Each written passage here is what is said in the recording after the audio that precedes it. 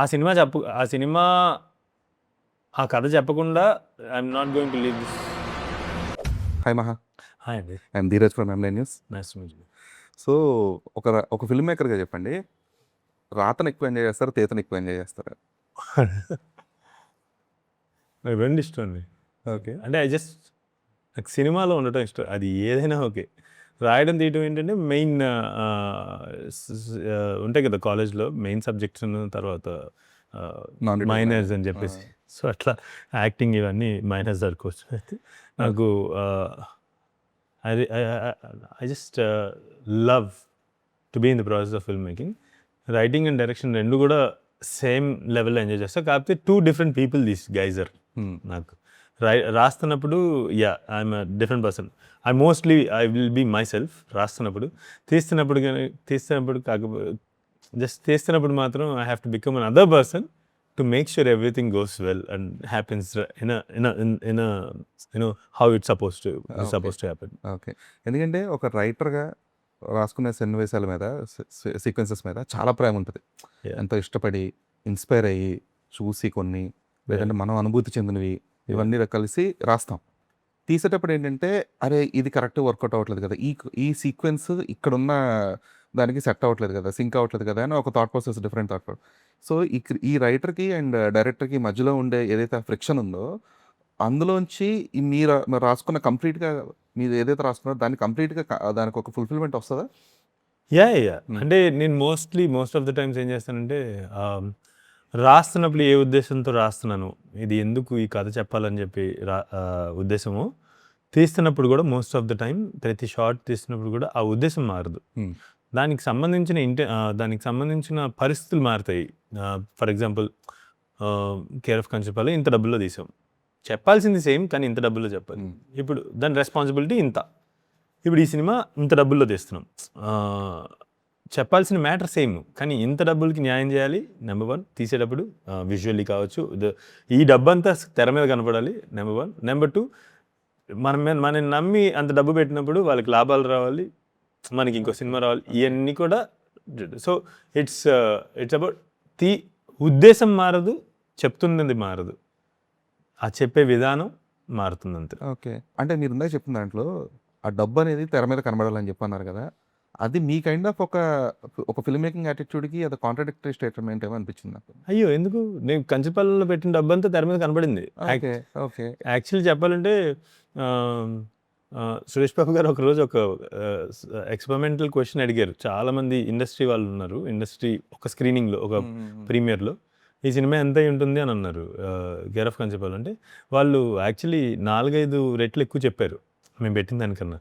So కనపడింది డబ్బు కనపడిందంటే అది ఆడియన్స్ కనపడాల్సిన అవసరం లేదు, చూసే ప్రతి ఒక్కరు కనపడాల్సిన అవసరం.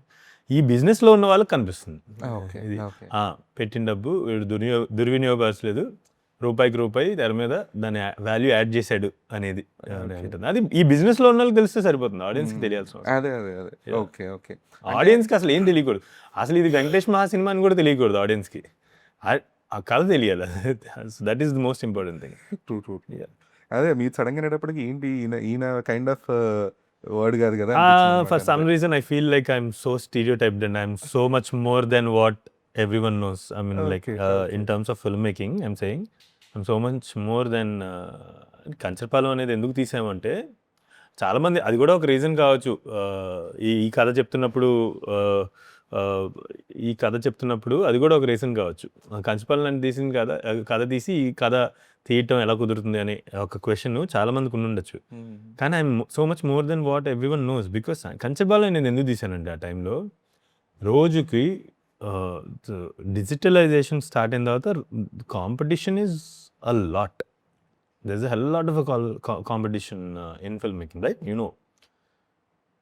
ఆ కాంపిటీషన్లో ఇప్పుడు అంతమంది రోజుకి 200 మంది దర్శకులు అవ్వాలనుకుంటుంటే, దానిలోంచి నేను ఎలా కనిపిస్తా ఈ ప్రపంచానికి? నేను నా లోపల కొన్ని ఆలోచనలు ఉన్నాయి, లేదంటే I want to tell stories, there are stories. నేను అప్పటికి 8 సంవత్సరాలు ఇండస్ట్రీలో పనిచేస్తూ ఉన్నా. It's not like I just started with short films atla kaadu. I've worked, so I contributed a lot into this industry, and also I became one part of this industry in some or the other capacity. It is about time for me to become film maker. కానీ there is lot of competition. How to raise my hand, hello ఇక్కడ నేను ఒకడు ఉన్నా చూడండి అనడానికి ఏం చేయాలి? ఏదైనా అందరూ చేస్తున్నది అంటే ఏదైతే ఎవరు చేయట్లేదో అది చేయాలి. సో అప్పుడు ఆ టైంలో కంచపాలెం లాంటి సినిమాలు ఎవరు చేయట్లేదు. బహుశా ఒక 80sలో అట్లా ఏమన్నా వచ్చుంటాయి, కానీ అప్పుడు ఎవరు చేయట్లేదు. So I wanted to make one story that is very less explored, so that people will look at me at least, okay వీడు ఒకడు ఉన్నాడని గుర్తిస్తారని చెప్పి. అందుకని కంచపాలెం తీశా. ఓకే. సో అది నా బ్రాండ్ కాదు, అది నా it's not my label. So like there are films that I want to make which are much bigger than Rao Bahadur. Actually not Kancharapalem కాదు, రావ్ బహదూర్ కన్నా మచ్ బిగ్గర్ స్టోరీస్ ఉన్నాయి. సో అదే ఇప్పుడు మనం ఫస్ట్ ఫిల్మ్తో కంపేర్ చేసుకుంటే ఇవన్నీ తీయలేమన్నా. లేదు, నాకు comparing your first film kind of ఇది కానీ, because I been going through your previous interviews as well. So మీరు అందులో మెన్షన్ చేస్తారు Kancharapalem came out of frustration. ఆ సినిమా అనేది తీసిందే ఫ్రస్ట్రేట్ అయ్యి నన్ను ఫిల్మ్ మేకర్గా ఎవరు గుర్తించట్లేదనో, లేదంటే ఏ ఆఫీస్కి వెళ్ళినా సరే నన్ను పట్టించుకోవట్లేదనే ఫ్రస్ట్రేషన్తో నేను కంచరపాలెం అనే గ్రామం వెళ్ళి అక్కడ కూర్చొని ప్రతి పాత్రని నేను చూసి రాసుకున్న సినిమా అది. సో ఒక ఫిలింతో మీరు అచీవ్ చేశారు అది, ఏదైతే మీ ఫ్రస్ట్రేషన్ ఉండిందో that was clear. So okay, మా వెంకటేష్ మహాని గుర్తించారు, వెంకటేష్ మహాని ఇన్వైట్ చేశారు, వెంకటేష్ మహా ఈస్ బీన్ హానర్డ్, ఇదంతా జరిగింది. బట్ ఏదైతే వెంకటేష్ మహా గుర్తింపు సంపాదించుకున్నాడో ఒక సినిమాతో, ఒక్క సినిమాతో సంపాదించుకున్న గుర్తింపు అనేది, దాన్ని వెంకటేష్ మహా ప్రాపర్గా యూటిలైజ్ చేసుకోగలిగాడా? ఒకటండి, దాని కంచరపాలెం అవ్వగానే I got lot of opportunities. ఇప్పటికీ ఉన్నారు ఇండస్ట్రీ మొత్తం, they love me so much. నేను బహుశా ప్రతి సంవత్సరం ఒక సినిమా రాకపోవచ్చు, but I'm always there. All lot of people in the industry are very good friends of mine. We all meet very frequently కదా. సో నాకు చాలా ఆపర్చునిటీస్ కూడా వచ్చాయి. ఇప్పుడు ఎవరైతే ఫ్రెండ్స్ అంటున్నానో వీళ్ళందరూ చాలా ఆపర్చునిటీస్ వచ్చాయి. కాకపోతే just for the sake of making a film, I didn't want to make a film. So something, that reason is what Kanchapalem తర్వాత వచ్చిన తర్వాత విపరీతంగా సినిమాలు తీసి బోల్ డబ్బులు సంపాదించి ఉండాలి అని అనేది కనుక ఆ స్టాండర్డ్ అయితే అది కాదు కదా. అంటే బేసిక్లీ వెంటనే సినిమాలు తీయాలి కానీ యూటిలైజ్ చేసుకోలేదు. సినిమాలు తీయాలని కూడా కాదు. థింగ్ ఏంటంటే, ఇప్పుడు నేను ఫస్ట్ కంచలపాలెం చూసిన తర్వాత ఎగ్జాక్ట్ ఫీలింగ్ ఏంటంటే, అప్పటికే ఫేస్బుక్లో, ట్విట్టర్లో ఎక్కడ చూసినా సరే care of Kancharapalem the next big thing in Telugu అనేది వివత్సంగా వైరల్. ఎక్కడ చూసినా అదే కనిపించేది. మా ఫ్రెండ్స్ కొంతమంది, వీళ్ళందరూ కూడా, కొంతమంది డిస్ట్రిబ్యూటర్ సైడ్ నుంచి వాళ్ళు కూడా చూసి చాలా అదిరిపోయింది సినిమా, అసలు ఎక్స్పెక్ట్ చేయవు, ఈ కైండ్ ఆఫ్ ఈ లెవెల్ ఎక్స్పెక్టేషన్తోనే వెళ్ళే సినిమాకి. నేను మామూలుగా ఏ సినిమాకైనా సరే ఈ లెవెల్ ఎక్స్పెక్టేషన్తో వెళ్తాం, ఓకే చూద్దాం ఎలా ఉంటుందని. నాకు తెలిసి చాలా వెరీ ఫ్యూ ఫిలిమ్స్ ఇంత హై ఎక్స్పెక్టేషన్స్తో పెట్టుకొని వెళ్తాం కదా. ఆ ఎక్స్పెక్టేషన్ మించింది సినిమా నాకు. సినిమా చూసిన తర్వాత అరే ఎంత బాగుంది ఏంటి సినిమా అంటే, అప్పటిదాకా ఓకే ఆ టొనాలిటీ కానీ ఇదంతా కూడా ఫ్రెష్. నాకు వంశీ గారి సినిమాలు గుర్తొచ్చాయి కొన్ని, లేదంటే దానికంటే ఇంకా ముందు చూసిన బాపిరెడ్డి గారి సినిమాలు గుర్తొచ్చాయి. ఇలాంటి కైండ్ ఆఫ్ సినిమాలు చూసిన తర్వాత అరే ఇంత ఫ్రెష్గా ఉంది సినిమా అని చెప్పి థాట్ వచ్చి చూసి, అరే మళ్ళీ డైరెక్టర్ మళ్ళీ ఇంకో సినిమా తీయట్లేదు ఏంటి. It's not about you making money films of, అంటే ఉమామహేశ్వర గ్రూప్ తీసారు, కాకపోతే అది ఇలాంటి కైండ్ ఆఫ్ ఫిల్మ్ మేకర్స్ కదా should make more movies. I really want to make a film every year. It's not that నేను అనుకుంటే అయిపోదు కదా.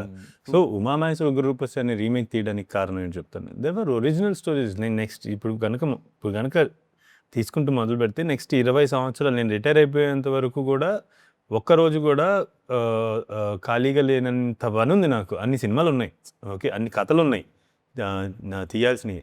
అని ఇట్స్ నాట్ దట్ నా దగ్గర ఉంటే సరిపోదు కదా, చాలా రిసోర్సెస్, ఫ్యాక్టర్స్ ఉంటాయి. దాన్ని ఉగ్ర రూపసి థియేటర్ ఏంటంటే, కంచపాలెం తర్వాత started pitching my original stories. But ఈ ప్రపంచం నేను చూడలేకపోతున్నాను. ఈ ప్రపంచం కంచపాలెం కథ చెప్పినప్పుడు కూడా ఆ ప్రపంచం అన్నారు దాని గురించి. But it was in my hands because I chose to make it independently. It was in my hands. I went ahead and made it and introduced that world on screen directly. కాబట్టి it can be understandable. కొన్ని ఇప్పుడు ఏంటంటే తర్వాత ఇప్పుడు bigger projects like Rao Bahadur తీయాలంటే ఈ ప్రపంచాన్ని నేను చెప్తున్నట్టుగా అది ఇమాజిన్ చేసుకుని దాన్ని చూసి దీనికి కావాల్సినటువంటి రిసోర్సెస్ అన్ని అందించేటువంటి ఒక యూనో నమ్రత గారు, మహేష్ బాబు గారు, శరత్, అనురాగ్, గోపి గారు, ఇట్లా ఇంతమంది ఇవి కావాల్సింది. ఇవి అవి దొరికినప్పుడు సినిమాలు కంటిన్యూస్గానే తీస్తుంటాం. So you see what I'm saying. Okay. ఊగరూపేసి తీయడానికి కారణం ఏంటంటే at the end of the day నువ్వు మనం వాడకుండా పడేస్తే కత్తి కూడా మొద్దు కత్తి అయిపోతుంది కదా, పదును పోతుంది. So I have to sharp my tools doing something or the other. That is why I made remake. నేను నన్ను అందరు క్వశ్చన్ చేశారు ఆఫ్టర్ ఒరిజినల్ రీమేక్ ఎందుకు అని చెప్పేసి. అంటే because my originals are taking time to materialise, to get materialise, because the world is something new that I'm trying to do. So అలానే నేను ఓకే పరిచయం ఉన్న ప్రపంచంలోనే రీమేక్ అయినా చేస్తాను అట్లీస్ట్ అని, because to sharp my tools and also to have you know my plate full every day. And then మళ్ళీ time పట్టింది. So I did production, I did acting. To be in this process all the time, I've done. I'm not. I didn't sit idly. Okay. And in the meanwhile, what I've done is, ఈ meanwhile ఏం చేశాను చెప్పా కదా, next ఈ కథలు ఆలోచించుకు పెట్టుకున్నా, కొంత you know ready చేసి పెట్టుకున్నాను ముడి సరుకు. So that when you know resources come in ఇమ్మీడియట్గా చేయడానికి. ఓకే. అండ్ రెండోది ఇంకొకటి మెయిన్ థింగ్, ఇమీడియట్గా జరగకపోవడానికి ఒక కారణం మీరు ఫస్ట్ అన్నదే. కంచెపాలెం లాంటి తీసిన ఒక వ్యక్తి రావు బహదూర్ ఎట్లా అని ఒక ఉంది కదా ప్రశ్న, ఆ ప్రశ్న కూడా కారణమే. ఫర్ మీ టు నా మీద ఉన్న కంచెపాలెం అనే లేబుల్ ఏదైతే ఉందో ఆ లేబుల్ని యూనో చెరిపేసి ఈ సినిమాని ఎక్కించి సినిమా తీయడానికి నాకు అది కూడా టైం పట్టింది. After this film it won't take time because కాదు, బట్ చెరపాల్సిన అవసరం ఉందా? ఉంది కదా, మనకి అలవాటు ఉన్న చోట అది అలవాటు ఉంది కదా. సో ఇప్పుడు మనకి ఒక పర్సన్ ఒకలాంటి సినిమా తీసింటే ఆ పర్సన్ అలాంటి ఒక సినిమా తీయటం దానికి క్యాపబుల్ పర్సన్ అన్నట్టు మనం until the same person proves that he has something else also in so True. అది ప్రూవ్ అయ్యే అది ఇండస్ట్రీ బాధ్యత కాదు, ఆర్ ఇక్కడ ఉన్న బిజినెస్ చేసే వ్యక్తుల బాధ్యత కాదు, అది ఆ పర్సన్ బాధ్యతే. ఆ నొప్పులన్నీ పడి ఏదో ఒక రకంగా ఆ లేబుల్ చెరుపుకోవాల్సిన ఆ అవసరం పర్సన్కే ఉంది. దానికి స్టబర్నెస్ ఇప్పుడు రావు బహదూర్కి 5.5 ఏళ్ళు ఎందుకు పట్టిందంటే we have to go through lot of things ఆ లేబుల్ని చెరుపుకోవడానికి. నా బహుశా రావు బహదూర్ తర్వాత నాకు ఆ సమస్య ఉండదు, ఎందుకంటే ఐ హ్యావ్ డన్ అంటే the most rooted film, one of the most rooted films like Care of Kanchapalam, and also one of the most exaggerated, one of the most imaginary film like you know surreal film like Rao Bahadur. So the spectrum ఇంత ఉంది ఇడికి అని ఈ మధ్యలో ఏ కథ చెప్పినా కూడా ఇక మీదట డౌట్ ఉండదు. At the end of the day, we also recognize that business goes by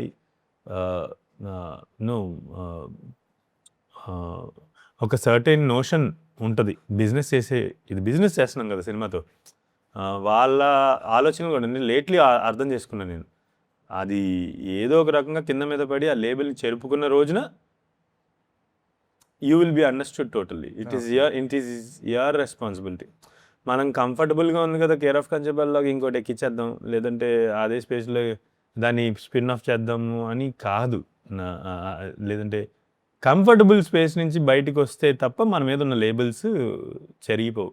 so I think this last 5.5 years I was actually trying to come out of the comfort zone and establish myself as a very vast spectrum of creativity than just limited. Okay. Care of కంచెపాలెంలో నాకు ఇంకొక fascinating factor ఏంటంటే తెలుగులో ఎంత బాగా ఆడిందో cinema, మిగిలిన లాంగ్వేజ్లో అసలు అంత పట్టించుకోలేదు జనాలు దాన్ని, మలయాళంలో కానీ కన్నడలో కానీ. అయ్యో what are you talking? You know నేను తమిళనాడు వెళ్ళినప్పుడు లేదంటే కేరళ వెళ్ళినప్పుడు నేను కేర్ ఆఫ్ కంచెపాలెం డైరెక్టర్ అంటే ఇమ్మీడియట్ రికగ్నిషన్ వస్తుంది. అదే అంటున్నా, ఒరిజినల్గా వచ్చిన రిసెప్షన్ రీమేక్స్కి రాలా. ఓ అలా అంటున్నారా? ఒకటి చెప్తానండి, care of Kancharapalem is not only a film, it is also a person's observation of life for 26 years. When I was writing Care of Kanchapalam, I was 26-year-old. For 26 years, whatever I've gone through every day, all those that experience of life, observation of life ఏదైతే ఉందో దాని నుంచి వచ్చింది. ఈ బహుశా ఆ cinema తీసిన అక్కడ తీసిన అయినా వేరే లాంగ్వేజెస్లో తీసిన వాళ్ళ అబ్జర్వేషన్స్ వేరే అయ్యి ఉండొచ్చు సినిమాలు. Number 1. Number 2, by then care of Kancharapalem was widely popular on platforms, OTT platforms. They would have watched it, many times. That could be one reason. ఎందుకంటే అన్ని పోస్ట్ పాండమిక్ రిలీజ్ అయ్యాయి, అన్ని కన్నడ కానీ మలయాళం కానీ తమిళ్ కానీ అన్ని. సో బేసిక్లీ అదంతా కూడా ఒక రీజన్ కావచ్చు. But good thing is that other industry people like వేరే మన నైబర్ ఇండస్ట్రీస్ కూడా understood like recognise the value of that story and try to tell it in their languages కదా. Tell that story in that language. That is something I'm really happy about. Yeah. లేదు performances నాకు Malayalam version performances గారు చేశారు. విన్నాను నేను అది. అసలు ఆయన అరే అంటే ఇక్కడ మనకి మనం ఇదంతా ఆర్గానిక్గా చాలా న్యాచురల్గా నాన్ యాక్టర్స్ చేసిన పెర్ఫార్మెన్స్ చూసాం కదా, అక్కడ ఒక ప్రాపర్ కంప్లీట్ యాక్టర్ చేస్తే ఎలా ఉంటుంది అనేది అక్కడ చూసాం అనమాట. అరే ఎంత బాగా చేశారు ఈయన, కొన్ని ఎమోషన్స్ కానీ ఆ పెయిన్ కానీ ఆ హేట్రెడ్ కానీ ఇవన్నీ కూడా కొన్ని సీక్వెన్సెస్లో విజన్ మీద వాట్ ఇస్ ఇట్ వండర్ఫుల్ అసలు Malayalam వర్షన్లో. Really, I didn't watch it.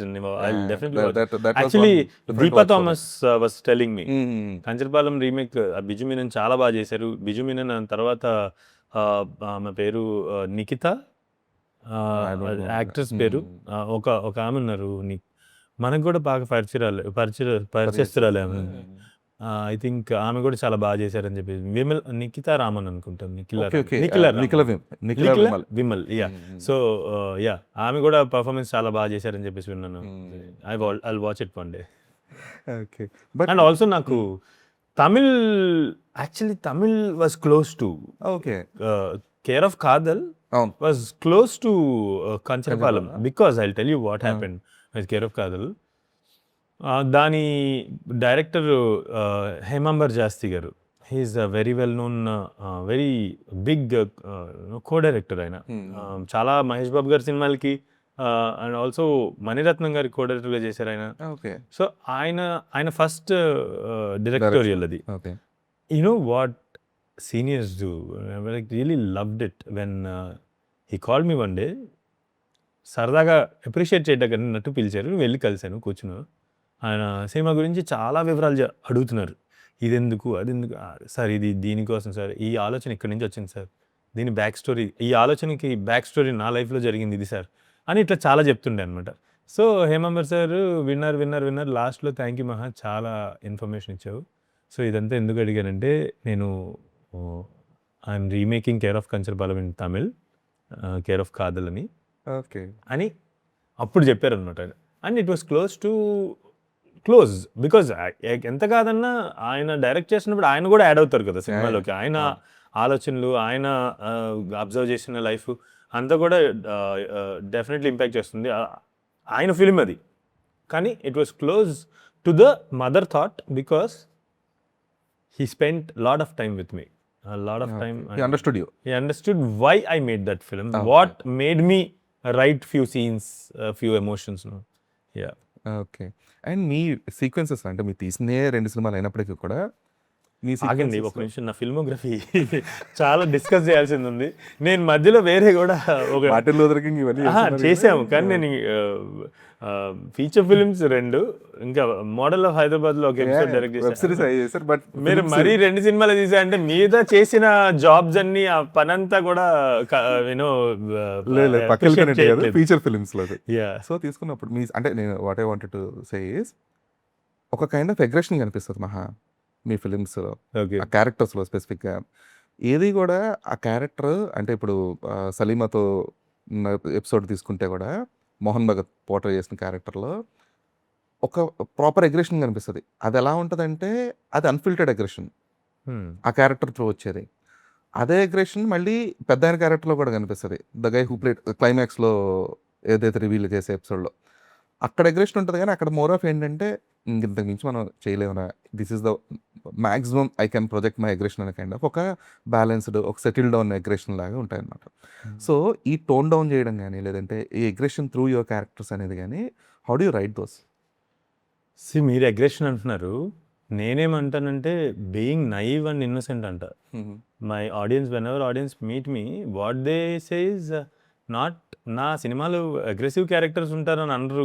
చాలా మంది ఏమంటారు, క్యారెక్టర్ కాదు. Discussion is aggressive. సో ఇప్పుడు అక్కడ వాడు ఇప్పుడు మందు కొనే సీక్వెన్స్ ఏముంటది, ఫ్రెండ్ ఇమీడియట్గా అంటాడు అరే అమ్మాయికి ఇచ్చేసి వెళ్ళరా అని చెప్పేసి అంటే అక్కడ వాడు హోల్డ్ చేస్తాడు, అరే అలా అలా తక్కువ చేసి చూడకు, తక్కువ చేసి మాట్లాడకు. వాడు ఇమీడియట్గా దాన్ని ప్రొజెక్ట్ చేసేస్తాడు దాన్ని. అక్కడ ఏమి వాడు దాచిపెట్టుకొని ఆగిపోయేలా ఉండదు అనమాట. బట్ ఆ టొనాలిటీ అనేది టోన్ డౌన్ అవుతూ ఉంటుంది, అగ్రెషన్ అనేది. ఉమా ఉగ్రరూపేశ్వలో కూడా అక్కడ సత్యదేవ్కి ఉండే కైండ్ ఆఫ్ అగ్రెషన్ ఏంటంటే ఫస్ట్ ఇక్కడ రివర్స్లో ఉంటుంది అనమాట. ఇక్కడ ఫస్ట్ చాలా టోన్ డౌన్గా అంత ఈవెన్ అమ్మాయి పెళ్లి చేసుకొని అంటే తో it is a remake film, but అక్కడ కూడా ఏంటంటే సత్యదేవ్ కళ్ళలో ఇప్పుడు సేమ్ అదే సీక్వెన్స్ నేను ఫహాద్ ఫజిల్ సీన్ చూస్తే ఫహాద్ ఫజిల్ ఒక రకమైన బాధతో చూస్తూ ఉంటాడు ఆ అమ్మాయిని. అక్కడ కింద నుంచొని అమ్మాయి పైన ఉంటే ఒక బాధలో చూస్తూ ఉంటాడు. అదే సత్యదేవ్ చూసేటప్పుడు ఒక చిన్న కోపం కూడా కనిపిస్తుంది, ఒక చిన్న అవునా అతని మీరే అదే బేసికలీ ఎవ్రీ పర్సన్ ఇంటర్ప్రిట్ చూసే పర్స్పెక్టివ్ కూడా ఉంటుంది. యాక్చువల్లీ వాడు హ్యాపీగా చూస్తాడు. హ్యాపీనెస్తో కూడిన ఒక రిలీఫ్ కైండ్ ఆఫ్ ఇది ఉంటుంది అతని ఫేస్లో. అంటే వాడు okay I can understand, that's the thing, వాడి ఉద్దేశం అది. సో అంటే నేను ఏమంటానంటే coming to the aggression part of it, so my films are as innocent as every human being. Okay, even though బయటికి అరుస్తూ మాట్లాడే వ్యక్తి కూడా I feel it's coming out of innocence. Okay, it's coming out of a certain kind of innocence. Okay, so I go by while writing, మీరు అడిగినట్టు అది ఎలా వస్తుంది, ఎలాటో నువ్వు రాస్తున్నప్పుడు వాళ్ళని అసలు జడ్జ్ చేయను. ఆ సందర్భంలో ఈ పర్టికులర్ పాత్ర ఎలా మాట్లాడదలుచుకుంటుందో వాటిని జడ్జ్ చేయను అనమాట. అండ్ మీరు అన్నట్టు గడ్డం నుంచి రాజుకు వచ్చేసరికి కొంచెం వాడు ఎంత చూసింటాడు, 49 సంవత్సరాల్లో దెబ్బల మీద దెబ్బలు తగిలినాయి, ఊర్లో వాడిని పట్టించుకునే నాదుడు లేడు, వాడు ఎంత చూస్తుంటాడు.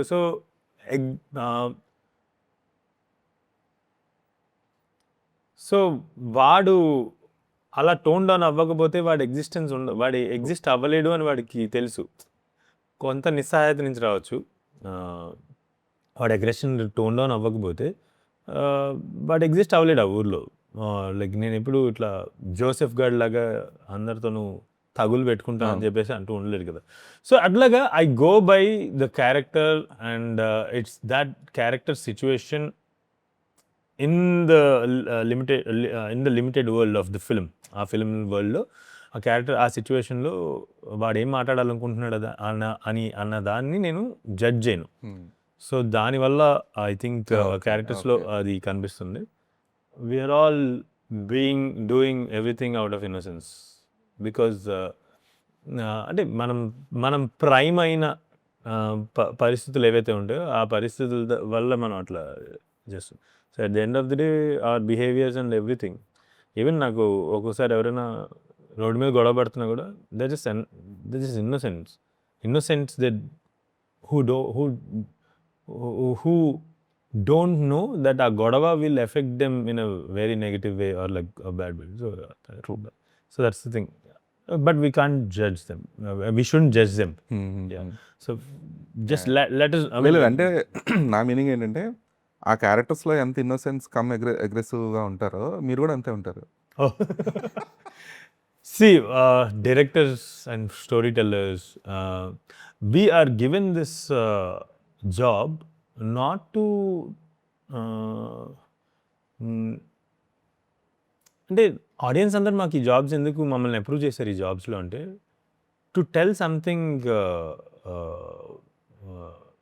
Beyond what every one things in a general regular daily లైఫ్లో మాకు అంతుబట్టని ఆర్ లైక్ మాకు అంతు చిక్కని థింగ్స్ని ఆలోచించి మాకు చూపించండి అని మాకు ఈ జాబ్స్ ఇచ్చారు. సో ఆ జాబ్లో ఉన్నప్పుడు మనం అంతమందికి ఒక 10 లక్షలు 20 లక్షలు కోట్ల మందికి ఒక కథని అక్కడికి తీసుకొచ్చి కూర్చోబెట్టి చెప్పాలంటే ఈవెన్ దో వీడు నార్మల్ పర్సన్ అయిన డైరెక్టరు వాడి లోపల వాడు అగ్రెసివ్ పర్సన్లా కనిపిస్తాడు. దీనికి ఇంకొక ఇంటర్వ్యూలో కూడా ఏదో అడిగారు అనమాట, ఆ కంట్రోల్ అని సంథింగ్ ఏదో అడిగితే నేను అది చెప్తున్నాను. So we're given such a job to contain our innocence as a human being మా ఇన్నోసెన్స్ని కంటైన్ చేసుకుంటూ aggression of the aggression that's coming from us is not our own aggression. It is coming from society's aggression, society's collective opinion or aggression. Maybe You're a mirroring certain amount of a society's collective aggression కావచ్చు, opinion కావచ్చు, వీటినే మా ద్వారా వస్తున్నాయి తప్ప it's nothing something that not just coming from us individual. So it's a collective expression. So that's the reason why film is not just individual's expression. It is a collective society's expression.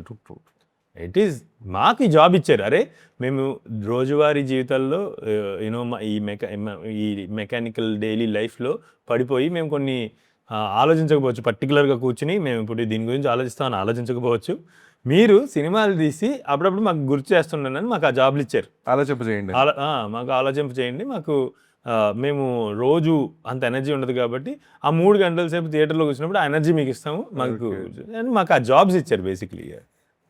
Director roles and responsibilities బాగా చెప్పారు. Thanks. Okay. So మీరు ఈ ఉగ్ర రూపస్య సినిమా తర్వాత ఇమీడియట్గా like around some OTT release అయిన ఒక 3-4 months తర్వాత మా next film going to be a global standard film అని చెప్పేసి స్టేట్మెంట్ ఇచ్చారు. So it's a very huge statement. ఇచ్చానా? నాకు గుర్తులేదు. గ్లోబల్ అంటే గ్లోబల్ ఆడియన్స్ లేదు గ్లోబల్ స్టాండర్డ్ ఫిల్మ్ అని చెప్పాను. Okay. Yeah you might feel the same. అంటే ఈ గ్లోబల్ ఆడియన్స్ కోసం కూడా care of Kancharapalem also for me it's global. Yeah it is. So ఆ గ్లోబల్ స్టాండర్డ్ ఫిల్మ్ అంటే ఏంటి మీ పర్స్పెక్టివ్లో? గ్లోబల్ స్టాండర్డ్ అని బహుశా మేబీ వాడకం అట్లా వాడున్నానని నాకు గుర్తులేదు కానివ్వండి.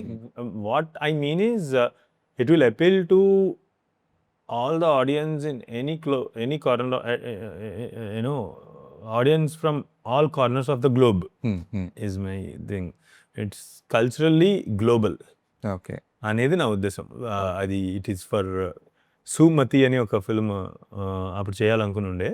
ఆ సినిమా చెప్పినప్పుడు ఆ సినిమా తీస్తున్నప్పుడు నాకు అనిపించింది from now onwards in fact Umamaheswara Ugra Roopasya మీరు ఫిలిప్పీన్స్లో ఎక్కడో మారుమూల గ్రామంలో చూసిన వాళ్ళ సబ్ టైటిల్స్ పెట్టి చూస్తే వాళ్ళకి అదే అర్థం అవుతుంది. So it's basically I want to make films that can be relatable and that can be resonated with that can resonate with all the audience in all corners of the globe. That is my ambition. That is my vision.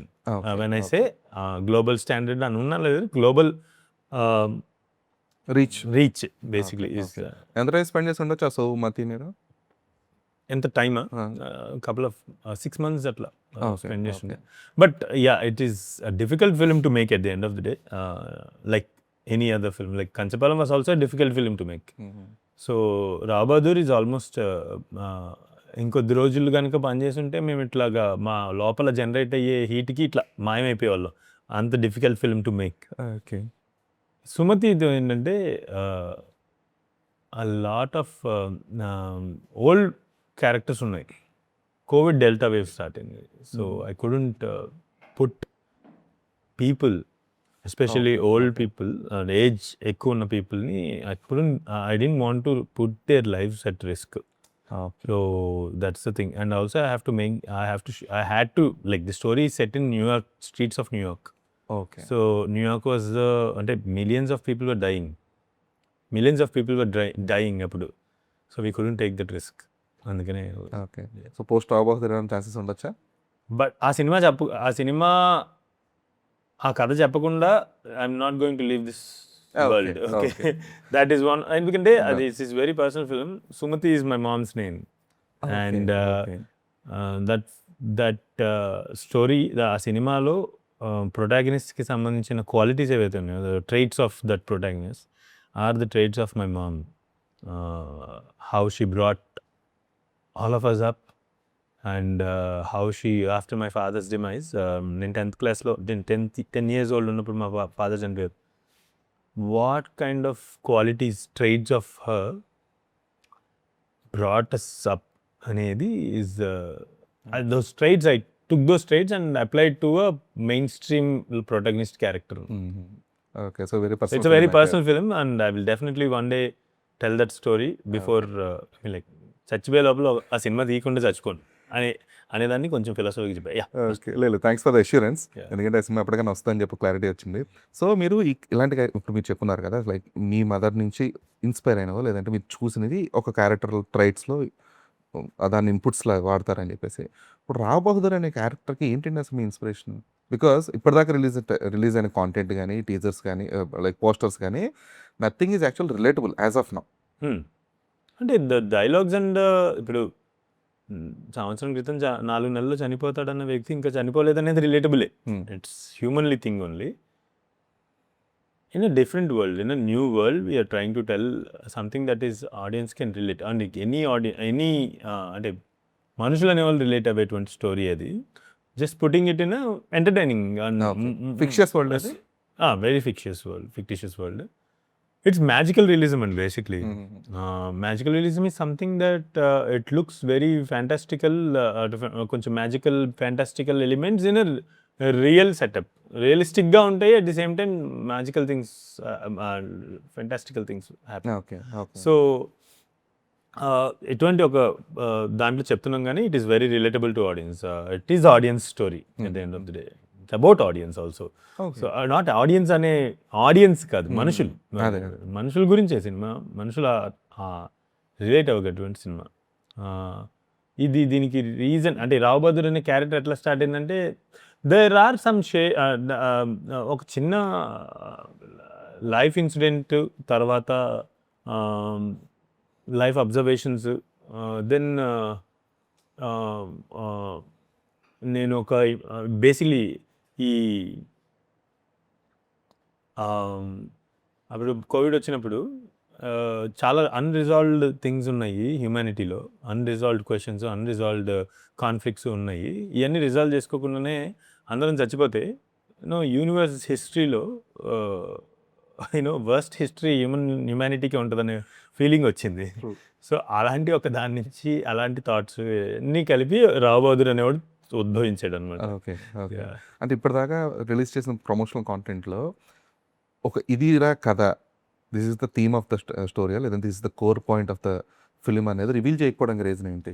Teasers అంటున్నాం కదా, teasers student release. మనం చాలా చెప్పేస్తున్నాం టీజర్లో అని అనిపిస్తుంటుంది అప్పుడు చాలా సార్లు. Okay. Teasers but isn't that like preparing the audience as well? Yeah, preparing audience also, because I'm preparing audience with the visuals, with the dialogue. అక్కడ రెగ్యులర్గా అన్ని టీజర్స్లో లేనిది ఏమీ దాంట్లో లేదు. కానీ థియేటర్కి మట్టుకు వచ్చి తెలుసుకోవాల్సినవి అలాగే ఉట్సప్పుడు కాకుండా. మీకు కథ పరంగా చెప్పాలంటే నేను మొన్న రిలీజ్ అయిన టీజర్లో చెప్పేశా. ఏమన్నాను, సంవత్సరం క్రితం చనిపోవాల్సిన వాడు, సంవత్సరం క్రితం 4 నెలల్లో చచ్చిపోవాల్సిన వాడు ఇంకా బతికే ఉన్నాడు. దేనికి? అనుమానం పెనుభూతం అని ఫస్ట్ టీజర్. సో ఈ రెండు రిలేట్ చేసుకుంటే first and second teasers you will get slight idea. వాడికి ఏదో అనుమానం వచ్చింది, సంవత్సరం క్రితం 4 నెలలు చచ్చిపోవాలన్నాడు, ఇంకా బతికే ఉన్నాడు, అయిపోయి అనుమానం తీసుకోవడం కోసం బతికే ఉన్నాడు. So okay, cool. అంటే ఐడియా వైజ్ కూల్. కాకపోతే ఏంటంటే ఇప్పుడున్న సెట్ ఆఫ్ ఆడియన్స్కి కానీ వీళ్ళందరికీ ఏంటంటే ప్రిపేరింగ్ ద ఆడియన్స్ సెట్ అనేది చాలా క్రూషియల్ అయిపోయింది. ఇప్పుడు మనం ఒకప్పుడు ఇప్పుడు ఫర్ ఎగ్జాంపుల్ డార్లింగ్ సినిమా తీసుకోండి. డార్లింగ్ సినిమా ఇంటర్వెల్లో ఇప్పటిదాకా నేను చెప్పిందంతా అబద్ధం అంటే ఆడియన్స్ థ్రిల్ అయ్యారు. ప్రభాస్ కూర్చొని లేదురా అసలు అది జరగనే లేదు, అదంతా నా ఊహ, ఇప్పుడు జరగబోయేది కదా అని చెప్పేసి అంటే ఆడియన్స్ థ్రిల్ అయ్యారు. సేమ్ అది కెన్ బి రిపీటెడ్ అంటే నాట్ పాసిబుల్. సో అదొక కొత్త సెట్ ఆఫ్ ఫిలిం, అది ఒక కొత్త ఫిలిం జాన్రా కైండ్ ఆఫ్ అప్పటికి. సో ఇప్పుడు అలాగే రావ్ బహదూర్ కూడా should create a set of audience, create a anticipation. Okay, this is the kind of film I'm going to watch అనే ఒక సెట్ ఆఫ్ యాంటిసిపేషన్ అనేది క్రియేట్ చేయగలగాలి కదా మైండ్. చేసింది actually. People are actually appreciating me, people are actually waiting for it without a clarity. అది without clarity అంటే what I'm saying, I will tell you. చాలా చెప్పేసాను నేను ఆల్రెడీ. నేను అన్నీ చెప్పాను, ప్రేమ కథ ఉందని చెప్పాను, కథ ఏంటో చెప్పాను, వాడు బతికే ఉన్నాడు. That is the main plot of the film. What else I should say అనేది తెలియదు. And there is a lot that audience will, అంటే ఇప్పుడు విజువల్స్ చూపించాను, నేను దాచిపెట్టుకోలేదు విజువల్స్ చూపించాను. So they know what kind of film it is. It is just that it is a new kind of a film. After experiencing this kind of a film in theatres కదా, next time ఇంకొక cinema వచ్చింది అనుకోండి ఇట్లా ఏమైనా teasers వస్తే they already know. Basically what I'm saying is this is a new kind, very new kind of film. That is why మా producers మేము అందరం కలిసి చాలా ధైర్యంగా పెట్టాం కదా, ఎక్స్పీరియన్స్ తెలుగు సినిమా లైక్ నెవర్ బిఫోర్ అని. So since this film is film is an experience like never before, the teasers also are not regular. Not రెగ్యులర్గా స్టోరీ మొత్తం చెప్పే కాదు. ఇట్ హ్యాస్ టు బి ఎంత చెప్పగలం అంతా చెప్పాం. And actually surprisingly you know what's happening అండి ధీరజ్ గారు, నాకు చాలామంది నాకు అసలు నా ఇన్స్టాగ్రామ్ ఓపెన్ చేయాలంటే భయం వేస్తుంది, అన్ని మెసేజెస్ ఉన్నాయి. And there is a lot of people who my friends who are texting me, you know what they are liking, audience వీళ్ళందరూ ఆడియన్సే కదా. దట్స్ అరే నాకు కథ తెలీదు కానీ నాకు మాత్రం థియేటర్కి రావాలని చెప్పేసి ఉర్రూతలు ఊగిస్తుంది ఈ teaser. This is a very nice teaser I watched because it is not telling me any story, టోటల్గా ఇది స్టోరీ అని చెప్పట్లా, కానీ నన్ను తీసుకురప్పిస్తుంది. అండ్ చాలా మంది నా friends this is call teaser కదా, గిలిగింతలు పెట్టేది టీజర్ అనేది. సో గిలిగింతలు పెట్టింది నన్ను, రా నా దగ్గరికి రా, వచ్చి చూడు థియేటర్కి, నేను నీకు చాలా చూపిస్తానని చెప్పి. ఒక రకంగా మంచిదే అది, ఎందుకంటే ఆడియన్స్ అరే బాబు ఇదే కదా అని చెప్పేసి వచ్చి చూసిన తర్వాత ఇంతే కదా అనిపిస్తే నథింగ్ అది. అరే మనం చూసిందని దీనికి సంబంధం లేదు కదా, this is much more than that అనిపించేదే సినిమా. అండ్ కొన్ని కథలకి అంత స్క్రిప్ట్ దీంట్లో చెప్పలేకపోవచ్చు టీజర్స్లో. అట్లా కొన్ని ఏంటంటే ఫర్ ద ఫస్ట్ టైం థియేటర్లో ఎక్స్పీరియన్స్ చేస్తున్నప్పుడు ఆ ఇన్ఫర్మేషన్ వచ్చే ఆడియన్స్, సో ఆడియన్స్ యొక్క ఎక్స్పీరియన్స్ని ప్రొటెక్ట్ చేయడానికి, పదిలంగా కాపాడడానికి ఎంత టీజ్ చేయాలో అంత టీజర్లో పెట్టాలో అంత పెట్టేసాం. And if it is needed we will come up with there is another thing more than a teaser అని. If it is needed towards the release of the film we will come up with more than a teaser. With that almost అంటే first 2 minutes 40 seconds, తర్వాత 3 minutes 20 seconds, తర్వాత ఇంకొక 2 minutes అనుకున్నా. Almost 7 to 10 minutes of the story నేను already చెప్పేశాను.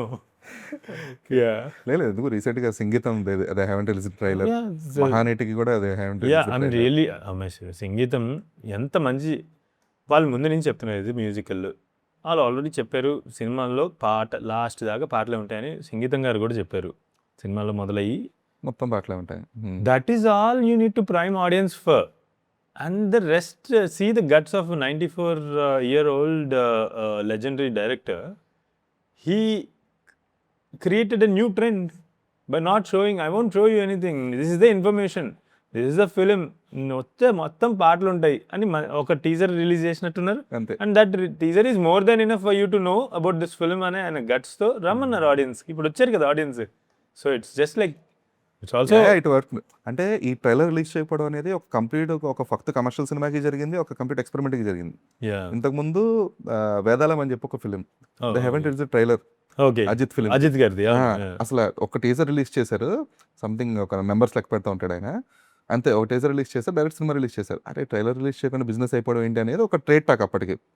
ఆ తర్వాత మళ్ళీ సంగీతం మూవీకి ఇలా కైండ్ ఆఫ్ మహానటికి సంగీతానికి దే హావెంట్ రిలీజ్డ్ ట్రైలర్స్.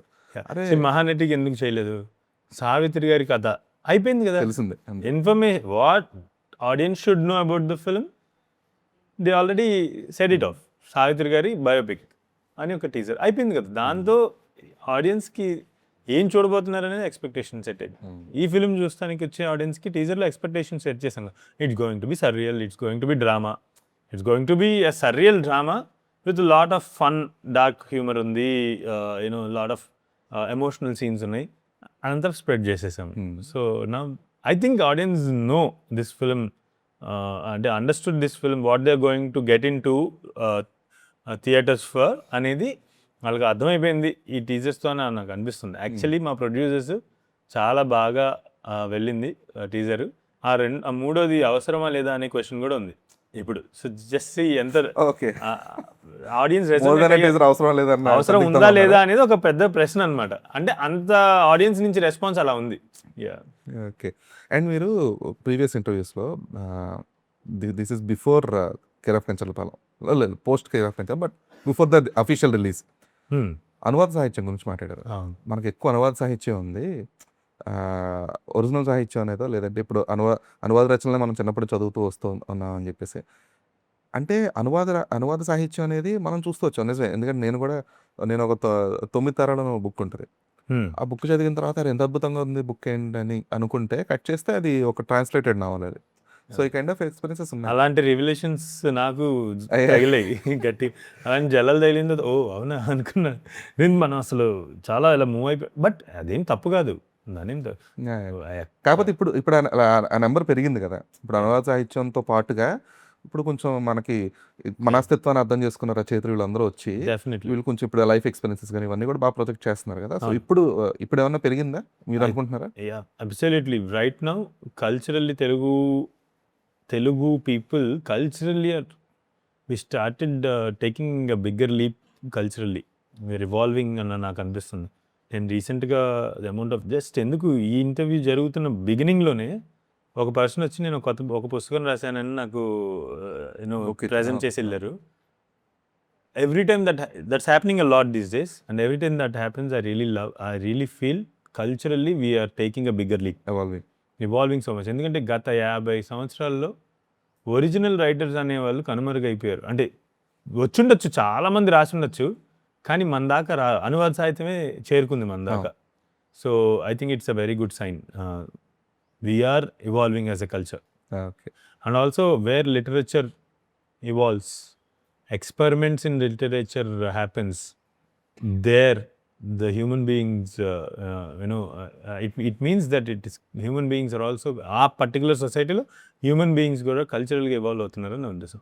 ఈ నోట్లో I would like to add one thing. Cultural evolution నాకేమనిపించిందంటే నింగి చుట్టే సాంగ్లో తారావాసాల ఊసుల్ని వీడి చూసింది ఓసారి సగటుల కనికట్టు అని ఒక లైన్ ఉంటుంది. ఆ తారావాసాలు అనే పదం చాలా మొదటిసారి వాడటం, అంటే ఇంతకుముందు లేదు. అది ఇట్స్ లైక్ మేబీ ఎవరైనా వాడారో తెలీదు. సినీ సాహిత్యంలో అది వాడడం మొదటిసారి విశ్వ అది క్రియేట్ చేసినప్పుడు ఆ పదం వినగానే ఇదేంటి, ఇది ఎక్కడైనా ఉందంటే లేదు, క్రియేట్ చేశారు. తారావాసాలు అంటే ఏంటి? 2 మీనింగ్స్ ఉన్నాయి మహా దీనికి. ఒకటి తారలను అంటుకునే అంతటి ఇల్లులు, రెండోది తారల ఇల్లులు. అంటే తారలు అంటే ఇట్లా మోస్ట్ సెలబ్రేటెడ్ ఆవాసాలు. సో ఈ 2 మీనింగ్స్ ఉన్నాయి మహా అంటే వావ్ మీరు క్రియేట్ చేశారు, అవును మహా అలా వచ్చింది అంతే అని అన్నాను. I okayed those lyrics because of that word. So నా సాంగ్ రిలీజ్ అయింది. నాకు ఒక ఆయన ఫోన్ చేశారు ఇండస్ట్రీ నుంచి. అదేంటంటే తారావాసులు అంటే బేసిక్లీ సత్యకు ఫోన్ చేస్తే సత్య నాకు ఈయన ఏదో మీనింగ్ అడుగుతున్నారు అని చెప్పేసి నాకు ఇస్తే, నేను తారావాసాలు అంటే ఏంటండి అని అన్నారు. అంటే ఇలాగ ఈ 2 మీనింగ్స్ చెప్తే ఆహా ఓకే ఎక్కడైనా ఉందా లేదండి క్రియేటెడ్ టర్మ్ అది, క్రియేటెడ్ ఎక్స్ప్రెషన్ అది. అంటే ఓహో అలా చేయకూడదండి అన్నాను. అదేంటి అలా చేయకూడదు ఏంటండి, ఎందుకు చేయకూడదు అంటే అలా చేయకూడదు, భాషతో మీరు ఏమైనా చేయండి, ఎక్స్పెరిమెంట్లు మీరు కావాలంటే డిఫరెంట్ డైలాగులు రాసుకోండి, కానీ సాహిత్యంతో మాత్రం ఎక్స్పెరిమెంట్లు చేయకూడదు అని. అదేంటి ఎక్స్పెరిమెంట్ చేయకుండా అసలు సాహిత్యమే పుట్టేది కాదు కదా, ఒక పదానికి ఇంకో పదం, ఒక మాటకి ఇంకో మాట యాడ్ చేయకుండా సాహిత్యం అనేది పుట్టిందా? సో బేసిక్లీ ఈ ధోరణి ఏమవుతుందంటే ఆ సాహిత్యాన్ని అక్కడే స్తంభించిపోయేటట్టు చేస్తుంది. అది ఇవాల్వ్ అవట్లా. అది ఎక్స్పెరిమెంట్ చేస్తే కొంతమంది చేయాలి, లేదంటే దానికి ఒక యాక్సెప్టెన్స్ లేదు, అర్హత ఉండాలి. ఇట్లాంటి వల్ల సాహిత్యంగా ఇట్లాంటి ధోరణి వల్ల, ఆలోచన ధోరణి వల్ల as a culture also stagnate అయిపోతున్నాం. I'm really happy that guy presented the book today because he experimented with Sahityam. He would have used some new words or some new expressions. So only through that culturally we evolve. True. ఎందుకంటే recent చూస్తున్నాం కదా, I also felt very happy. ఇంతమంది కొత్త రచయితలు వీళ్ళందరూ. Few of my friends కూడా, మల్లికార్జున్ అని చెప్పి ఒక అబ్బాయి ఉన్నాడు, మల్లికార్జున్ అన్వీక్షికులు. సో వీళ్ళందరూ కూడా రాస్తున్నప్పుడు, అంటే మేమందరూ మోస్ట్లీ కంటెంట్ రైటర్స్ గా కెరీర్ స్టార్ట్ చేసిన వాళ్ళం కదా. So when these guys get in to content, ఇలా స్పెసిఫిక్ రచనలు వచ్చేటప్పటికి అరే భలే రాస్తున్నారు కదా. తెలుగు సాహిత్యం అంటే మొన్నటిదాకా ఎంతసేపు మనం విన్న పేర్లే కాకుండా కొత్త పేర్లు కూడా వినిపిస్తున్నాయి కదా అని ఒక చిన్న సంతృప్తి, సంతోషం కూడా అనిపిస్తుంది. ఐ రియలీ వాంట్, అంటే వాళ్ళు రాస్తున్నారు చాలా మంచిగా ఉంది, కానీ I really want every one to take time to read it away from social media, because ఇది లాగేస్తుంది మనల్ని. బాగా ఈజీ అయిపోయింది కదా, we're becoming very lazy and consuming unnecessary information, lot of unnecessary information. I think if సాహిత్యం evolve అయితే సరిపోదు, సాహిత్యాన్నితో experiment చేసేవాళ్ళు ఉంటే సరిపోదు, దాని కన్స్యూమర్స్ కూడా ఉంటే, మనుషులందరూ కూడా, జనాలందరూ కూడా దాన్ని కన్జ్యూమ్ చేయడం మొదలు పెడితే, even that is when actually culturally we evolve. Because ఆయన రాసిన ఒక రచయిత ఇవాల్వ్ అయితే సరిపోదు, సమాజం మొత్తం ఇవాల్వ్ అంటే సమాజం దాన్ని చదవాలి. So I think we should take a little bit of time away from social media and also and put into what's actually evolving in our culture. Yeah. Hopeful that will happen very soon. Yeah. అయితే ఇది is my last question. So మీరు ఇప్పటిదాకా దీని గురించి ఎప్పుడు respond అవ్వలేదు, అంటే no one question your I don't know, కానీ మీ ప్రొడ్యూసర్ ప్రవీణ నేషనాలిటీ వల్ల Kancharlapalem couldn't get nominated and couldn't get awarded as well for many government అఫీషియల్గా గవర్నమెంట్ నుంచి రావాల్సిన అవార్డ్స్ కానివ్వండి. సో ఆ విషయంలో మీ రెస్పాన్స్ ఏంటి? ప్రవీణ్ అయితే పిచ్చలైట్ తీసుకుంది అసలు. అంటే నాకు ఇట్స్ వెరీ ఎమోషనల్. అంటే గుర్తింపు అనేది కోరుకుంటాము. ఒక ఆలోచన తీసుకొచ్చినప్పుడు దాన్ని ప్రశంసిస్తే ఎవరైనా మా అస్తిత్వానికి ఒక అర్థం ఉంటుంది కదా. సో అది జరగనప్పుడు నాకు ఎవరి మీద ఏం కోపం లేదు. ఇంకా ఇఫ్ దట్ అలా రాసి పెట్టుంటే ఏం చేయగలం? అంటే రాసి పెట్టుంటే ఇక్కడ కాదు, అలా రూల్స్లో రాసి పెట్టుంటే రూల్ బుక్లో ఏం చేయగలం? అది మార్చే అవకాశం ఇప్పుడు నాతో పాటు ఇంకొక 10 మంది ఉంటే నేను అడగచ్చు, ఓన్లీ అర్జీ పెట్టుకోవచ్చు, ఇది దాన్ని మార్చండి. మనం ఇప్పుడు వేరే దేశాల వాళ్ళు వచ్చి కార్లు తయారు చేయొచ్చు, వాళ్ళకి గుర్తింపిస్తాం. లేదంటే సాఫ్ట్వేర్ కంపెనీలు పెట్టచ్చు, వాళ్ళకి గుర్తింపిస్తాం. వేరే దేశాల అంటే వేరే కంట్రీ సిటిజన్ వచ్చి సినిమా చేస్తే దానికి గుర్తింపు ఇవ్వము అంటే ఎక్కడో చాలా థింగ్స్ క్వశ్చన్ అయినాయి. నాకు క్వశ్చన్స్ రేజ్ అయినాయి చాలా విషయాలు, ఆ రూల్ బుక్స్ మీద ఎస్పెషల్లీ. మేబీ ఇట్స్ నా ఒక్కడికి ఇప్పుడు దాకా అలా జరిగింది కాబట్టి బహుశా అది పెద్ద విషయం, అది దాన్ని కన్సిడర్ చేసి దాని గురించి ఆలోచించేంత పెట్టుండకపోవచ్చు. మేబీ ఫ్యూచర్లో అదేమైనా మారుతుందేమో. I think we should actually regular ఇంటర్వెల్స్లో we have to look into our rule books and just make some amendments according to how we are evolving or like how the space is evolving. I think so. True, it should happen. Yeah. ఎందుకంటే constituency అన్నిసార్లు upgrade చేసుకున్న వాళ్ళని ఈ rule బుక్ని కొంచెం update చేసుకోలేము. Yeah, అదే కదా. So that's my you put it in a very simple way. Yeah. So thank you Maha. Looking forward for Rao Bahadur. So మీ రూటెడ్ ఫిల్మ్స్ అండ్ మీరు సినిమా త్రూ క్రియేట్ చేసే ఒక ఇంపాక్ట్ అనేది ఎప్పుడు కూడా లేబుల్ అసలు తీసేరా? లేదు, అది లేబుల్ అనుకుంటారు కానీ దట్స్ మోర్ ఆఫ్ రివార్డ్ అనుకోవచ్చు మీరు. I'll take it as a compliment. Yes. So thanks for your time. Thank you very much.